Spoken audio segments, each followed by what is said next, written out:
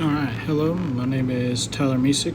I'm going over my PowerPoint presentation for our final in sports governance.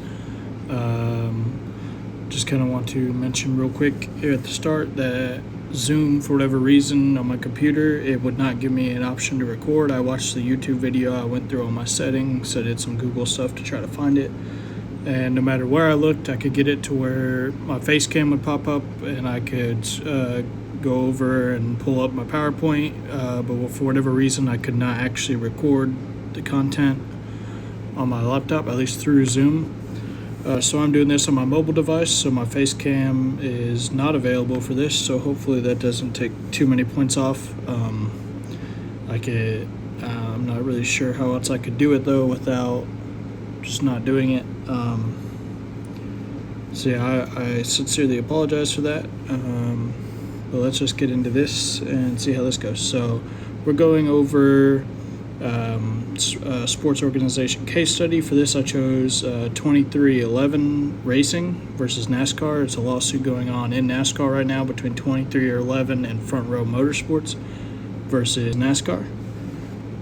So if we could get into this. So the overview is kind of 2311 Racing along with Front Row Motorsports are suing NASCAR for holding a monopoly over charters or cars in the NASCAR Cup Series.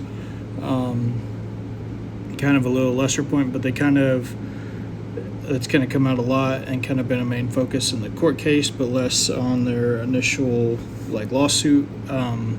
Is that it's impossible really for teams to turn a profit in NASCAR right now. Kind of no matter what they do, they could win races, they could do whatever they need to, but between the cost of cars and the charter system and how much money they're bringing in per race, it's just almost impossible to turn a profit. NASCAR is countersuing both of these teams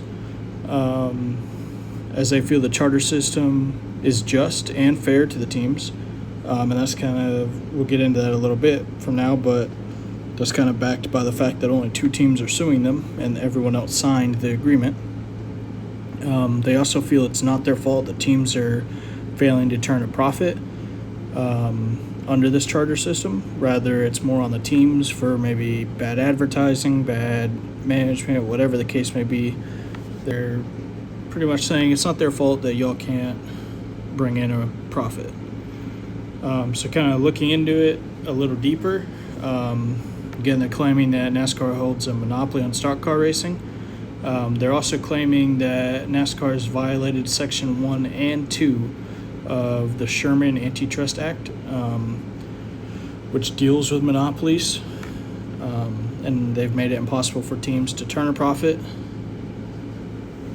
The charter system in question allows for teams to be guaranteed an entry spot into each race. I feel like that's really important just to kind of add in there because that's kind of what this whole thing is about. So kind of what a charter is it's the car itself, right? So if you buy a charter or your team owns a charter, and that car is guaranteed entry to each race throughout the season. If you don't have a charter, you can still build a car and show up, but you have to race your way into the race. And I think right now NASCAR is at, it changes often, but I believe it's 38 cars per race. So if you show up to the racetrack and 40 people show up, then you have to be one of the fastest 38 cars to get into the race itself and be able to race that weekend during qualifying.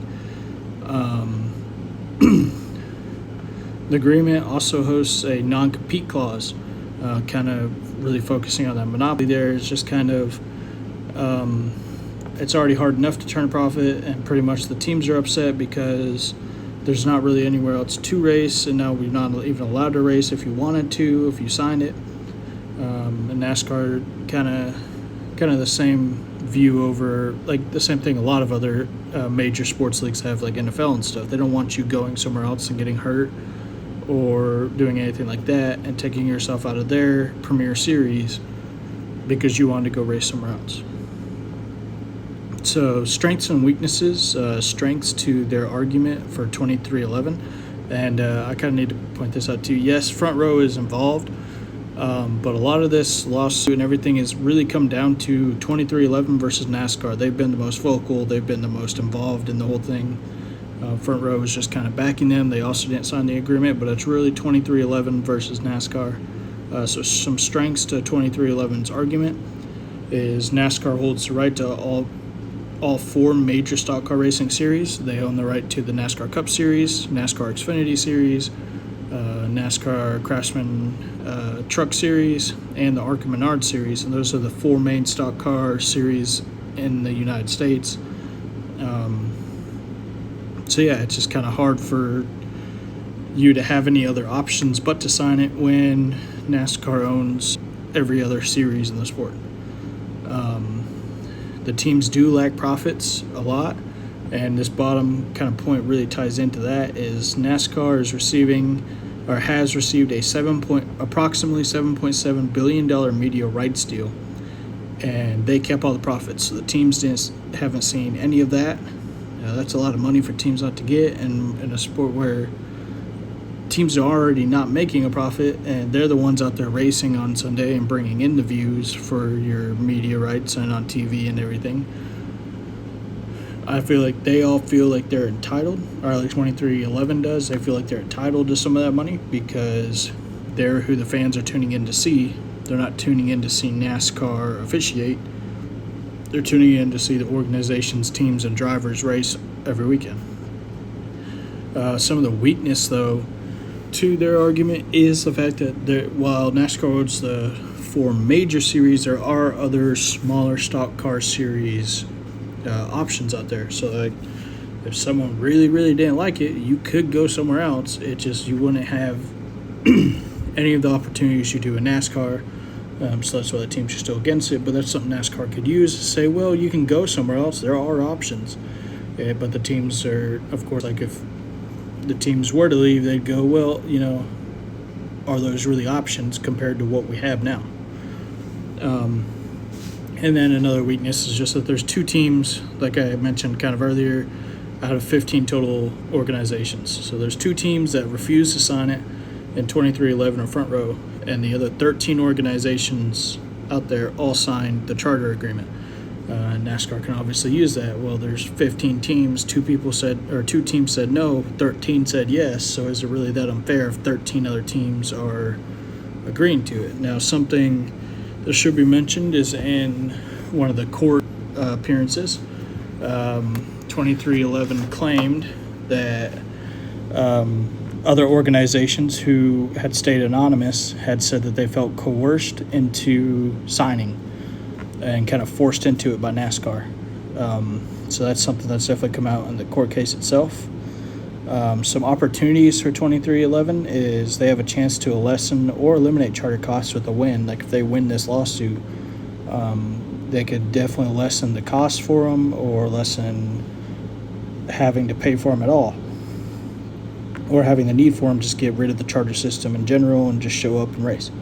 And that also increases the field size, which is the next point. Kind of, if you get rid of the charter system, well, then there's more cars every week, more action, more driving. More people get the opportunity, and then no matter kind of what happens now, because they just initiated the lawsuit and now they've gone to court a couple times. They've brought attention to what NASCAR has allegedly been doing behind the scenes and making those teams feel coerced and holding this monopoly and stuff, something that a lot of fans really haven't thought about, but now it's out in the open and fans are more kind of digging into it and stuff. So whether they win or lose, NASCAR might be forced to change at some point anyways, just because of everything that's come out. Some threats for 2311 and all this, they potentially lose their charter, which would take sponsors away and drivers potentially, because they have two drivers right now under their system and two charters. If they lose both of those charters, then why would those two full-time Cup drivers stick with a team where they're not guaranteed to race when they can go sign somewhere else and race somewhere else? And then financial loss, these teams are claiming that they can't turn a profit every year, and now they're going to court against NASCAR, and they're spending a buttload of money in legal fees and everything else. So it's already hard enough to turn a profit, and now you're spending all this extra money in this lawsuit. So some solutions here, I came up with 3, and these are all kind of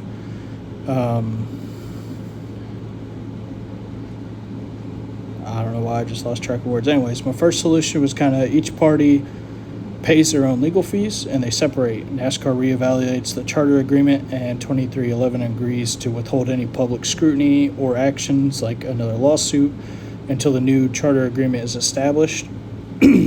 And a stipulation is also added that requires a majority of teams' approval of the new agreement before it goes into effect. So pretty much saying both teams step back, you pay your legal fees for what you have, and then NASCAR makes a new agreement, which means all 15 teams would have to sign again, and a majority vote. So you'd have to have eight teams would have to agree that the new charter agreement is fair before it goes into agreement, which would maybe make something a little better for, like, that fits kind of what 2311 is expecting and wanting, as well as Front Row.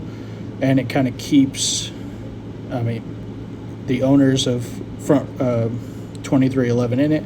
The main owner is Michael Jordan, who is a famous basketball player, and NASCAR definitely wants to keep someone like that around if they can. The second solution is NASCAR takes one of the two charters. It's free to do what it wants with it, right? They could take it back, they could sell it, they could hold it and potentially try to work some out 2311 to get it back, kind of just whatever they want to do. But allowing 2311 to stay in the sport, field maybe a second car as a non-chartered car and race their way in each week, and field one full-time one, again, to keep Michael Jordan around. This kind of helps 2311 because at least they still have one car, so they have one car they could put sponsors on, one driver they could keep at the very least. You keep Michael Jordan around in the sport for NASCAR, and you get one charter back that you could sell to someone else. So there's kind of a benefit to both sides, but it's kind of a lesser benefit because 2311 still loses a car and NASCAR still doesn't get a car back. So it's kind of that. And then the final solution is just a clean break. You settle, and NASCAR pays both legal fees. 2311 disbands completely. NASCAR gets both charters back. They sell them to whoever they want. Both drivers go out and find new rides somewhere else. I don't think they'd have a problem with that. And it kind of puts an end to all this before the next season starts, and kind of just helps everything move along. It gives Michael Jordan a way out. It allows Denny Hamlin to focus on racing again rather than trying to race and run a team. But I don't think either side really wants that either, because I don't think NASCAR wants 2311 or Front Row gone from the sport. I mean, Front Row has been there forever, and 2311 is just a big race team that's really come along recently. So my recommendation going forward is my first solution there, and that's just get a settlement going. Both parties pay their legal fees. NASCAR reevaluates. They build a new one. They build a new charter agreement, and everything kind of ends. And this, I feel like, really helps everybody, because when you look at kind of all the public access fans are getting right now, I don't think NASCAR, whether it's true or not, kind of what's being alleged, there's a lot of digging going around, a lot of stuff coming out, and it's putting a bad look on NASCAR no matter how you look at it, whether it's true or not. And it's kind of the same for the race teams. So I think both parties just want it to stop. They should want it to stop, because it's kind of becoming bigger than the sport, and with 2 months left until we start racing again, we really need to be focusing on racing, not all of this. So it kind of puts an end to that, allows teams to get back to focusing on the upcoming races in February. It allows NASCAR still enough time to establish a new charter agreement, make some changes to maybe get everyone on board, and I think it just kind of helps everyone here. They get to keep Michael Jordan in the sport. They still probably hold a lot of the leverage in it, so they don't have to take it all the way down to like anything crazy that 2311 wants, but they can bring it closer to kind of what 2311 is wanting to get them on board, or at least get the majority vote. And then it's kind of in 2311's court where you just go, all right, well, they met you a little bit, and now you have the choice of either agreeing and trying to fix this, or drawing it out even longer and taking away from your team's potential success in the season, because the season is starting in a month. or 2.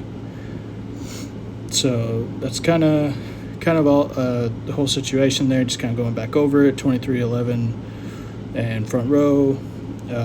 They have a strong case for a monopoly, but it's really a lose. I mean, there's a lot more to lose than there is to gain almost for 23-11 in all of this. And it's kind of the same for NASCAR. Like, either way, even with the win, it feels like both sides are losing something at some point because of all the scrutiny coming out and everything else.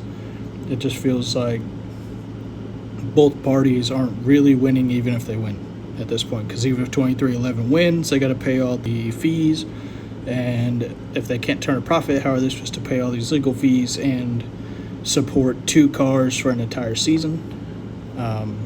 And NASCAR, just everything coming out, it's just a lose-lose. So yeah, I think kind of both parties just need to sit down and reach a settlement and stop prolonging this thing and just try to find a way they can